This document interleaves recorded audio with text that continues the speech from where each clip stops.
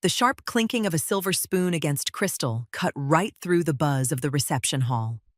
I was seated at a tucked-away table near the kitchen doors, feeling the rush of warm air every time the servers hurried in and out with trays of prime rib. My son, Julian, stood up next to his new bride, Chloe. He was wearing the flawless tuxedo I had helped him pay for, but the rigid way he carried himself gave his nerves away. Chloe stood beside him, flashing the confident, radiant smile of someone who firmly believed the world rested in the palm of her hand. Julian grabbed the microphone. He took a deep breath and glanced toward my table, though his eyes darted away before they could actually meet mine. "Mom, I didn't want to bring this up earlier, but my in-laws and my wife are going to be moving into the farmhouse with me," he announced. His voice echoed through the PA system, washing over the entire room. The guests erupted into applause, whispering about how sweet it was to see a family coming together under one roof. Chloe shot me a triumphant look, fully expecting the sheer weight of social pressure to force my head down, so I would quietly accept my new role as their live-in caretaker. I didn't panic. I didn't feel the urge to cry. What washed over me was a sense of absolute, crystal-clear calm. I stood up slowly, smoothing out the skirt of my navy blue dress. As the room noticed me moving, a hush began to fall over the crowd. I took a few deliberate steps toward the center of the hall, making sure my voice would carry. I smiled, a genuine, unbothered smile. "That's quite an interesting plan, considering you don't own the property," I said. My voice was loud, crisp, and entirely unshaken. The silence that followed was deafening.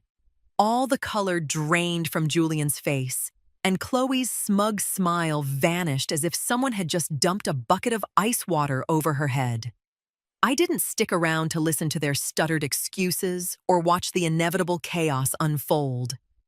I simply grabbed my clutch from my chair, turned on my heel, and walked out with my head held high. I knew exactly what they'd been plotting behind my back, and I had been quietly preparing for this exact moment for weeks. The scheme to hijack my home didn't start at that wedding reception. The seeds were planted 3 months earlier during their routine Sunday visits out to my property in the Hudson Valley. Arthur and Diane, Chloe's parents, started tagging along with the kids way too often. At first, I chalked it up to simple politeness, but it didn't take long to realize they weren't admiring the countryside. They were appraising it. They would walk down my hallways, tapping the oak panels, loudly estimating the square footage of the living room. Diane would stand dead center in my kitchen and openly critique the layout. "These rustic cabinets take up way too much space. If we put in something more modern, we could easily fit a center island," she'd say, talking as if I were just a ghost haunting my own home. Julian, always so passive and desperate to keep his fiancée happy, would just nod along, mumbling that it could all be fixed. One Sunday afternoon, I caught Diane literally pushing aside the vintage china my late husband had gifted me to make room for her own decorative plates on my display shelves. I didn't yell. I didn't make a scene. I just waited for them to finish their lunch and head out for a walk through the orchard. Quietly, I took every single one of Diane's plates, wrapped them in old newspaper, and packed them into a cardboard box. Later that afternoon, right before they started the engine to head back to the city, I popped the trunk of Julian's car and set the box inside. When Diane noticed her plates were gone from the dining room, she shot me a deeply confused look. I just handed her a travel mug of tea and smiled. There was no need to argue. My boundaries weren't up for debate, but they were so blinded by their own entitlement that they completely ignored the warning. They mistook my silence for weakness. There is a massive difference between being trusting and being willfully blind, and I had stopped being blind a long time ago, a month before the wedding. Julian showed up at the farmhouse on a Tuesday afternoon, a totally out-of-character time for him to visit. He sat on the porch, rubbing the back of his neck, a nervous tic he's had since he was a little boy getting ready to lie. He asked me for a spare key to the front door. His excuse was that a plumber needed to come look at the guest bathroom pipes while I was busy at the weekly farmers market, just to make sure everything was perfect for the wedding weekend. I knew exactly what kind of shape my plumbing was in. There were no leaks. I looked my son dead in the eye and saw Chloe's influence pulling his strings. I got up, walked over to the catch-all drawer by the entryway, and pulled out a brass key. It belonged to a rusted-out padlock I had thrown in the trash 5 years ago. But the cut and weight of it felt exactly like a house key. I handed it to him with a serene smile. He quickly shoved it in his pocket, visibly relieved that I hadn't put up a fight. 2 days later, I was out working in the greenhouse, hidden behind the large oak trees in the backyard. I heard the crunch of tires on gravel. It was Arthur's SUV.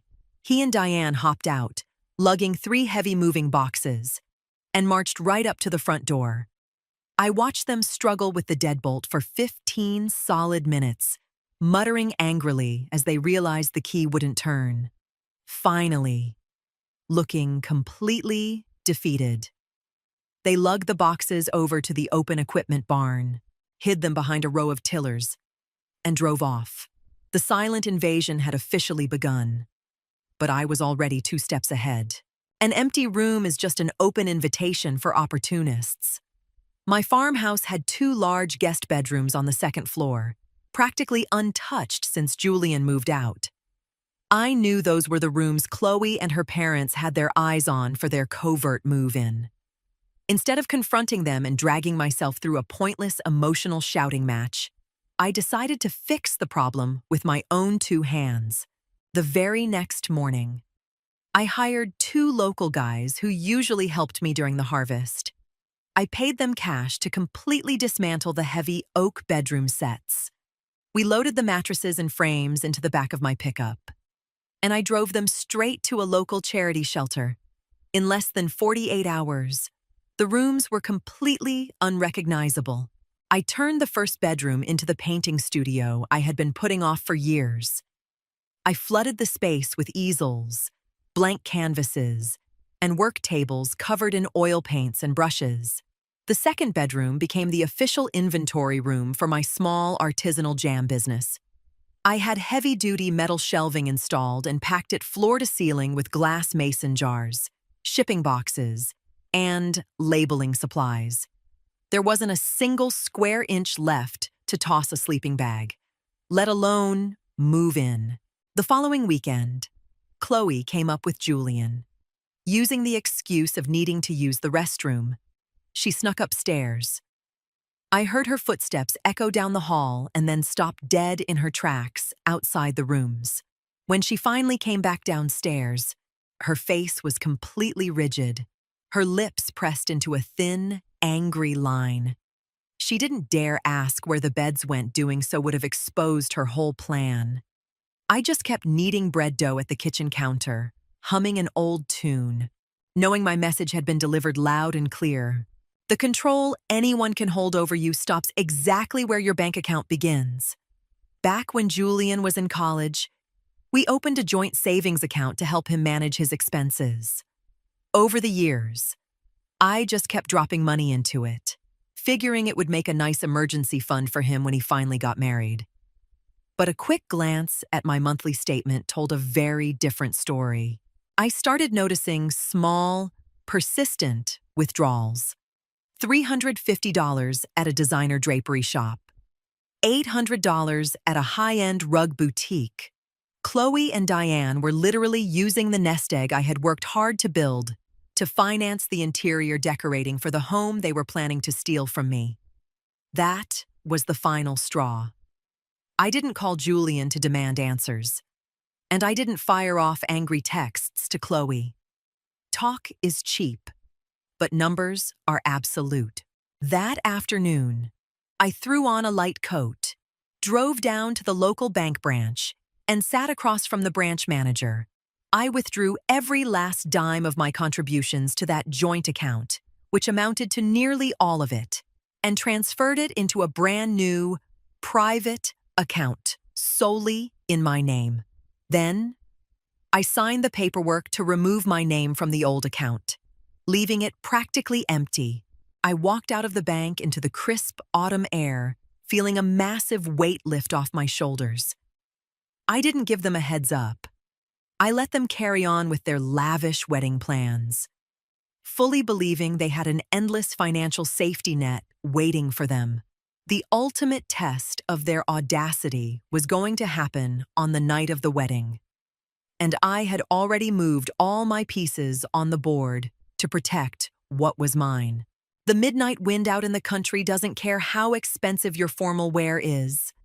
After walking out of the reception with my mic drop moment ringing in their ears, I drove straight home. It was a pitch-black night, with only a sliver of the moon out. As my headlights hit the front gate, they illuminated exactly what I expected: Arthur and Diane's car parked right against my porch. They had slipped out of the reception shortly after the toast to beat me home and take possession of the house. Instead, I found them shivering on the front steps. Diane had her arms wrapped tightly around herself in her thin silk shawl, while Arthur was cursing under his breath, desperately jiggling that dummy key in my front door. The porch was practically barricaded with heavy suitcases. I put my truck in park and killed the engine. The crunch of my boots on the gravel was the only sound breaking the dead silence of the farm. Arthur whipped around, his face flushed with rage. "Hazel, your lock is busted. We've been freezing out here for half an hour. Just open the door," he demanded, without a single ounce of shame about trying to break into my house at midnight. I stopped at the bottom of the porch stairs, looking up at them with absolute calm. I didn't reach for my keys. I just crossed my arms and took a deep breath of the fresh country air. "The lock works just fine," I said, my voice deadpan. "The problem is, you're trying to open a door that isn't yours. You have the wrong address. This is my house." Before they could even sputter a response, a second pair of headlights swept up the driveway. The newlyweds had arrived. Julian slammed on the brakes, kicking up a cloud of dust. Chloe practically leaped out of the passenger side, completely ignoring the fact that the hem of her designer wedding gown was dragging through the dirt. She looked absolutely livid. Julian hurried after her, looking like a little boy playing dress-up in his tux. "Mom, this is unbelievable. You are ruining the most important day of my life," Julian yelled, marching up next to his in-laws. Chloe stepped forward, jutting her chin out. "Enough games. Hazel, unlock the door. My parents are exhausted. And this is our house now." I didn't raise my voice. Real authority doesn't need to shout. Without saying a word, I turned my back to them and walked over to the equipment barn. I flipped on the harsh yellow floodlight, dragged out the 3 heavy moving boxes Arthur and Diane had stashed there weeks ago, and dropped them onto the driveway right at their feet. "Here's the junk you tried to hide on my property," I told them, staring straight into my son's eyes. "There are no empty bedrooms. There is no room for you here. The front gate is going to close automatically in exactly 5 minutes." I walked up the porch steps, steady and unbothered.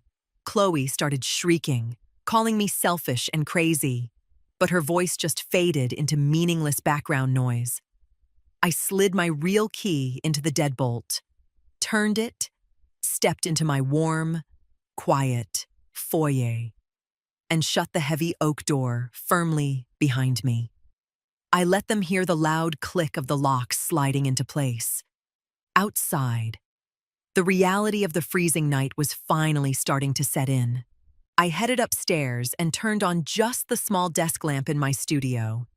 From the dark window, I had a perfect, cinematic view of the driveway. The mood down there had rapidly shifted from entitled outrage to sheer panic.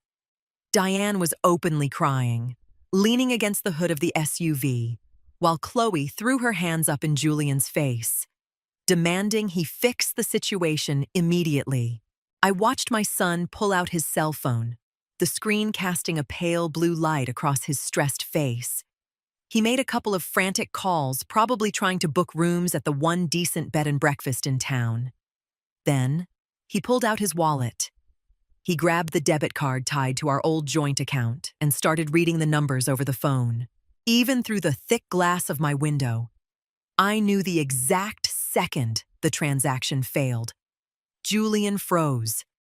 He stared at the plastic card like it had betrayed him, then urgently read the numbers out again.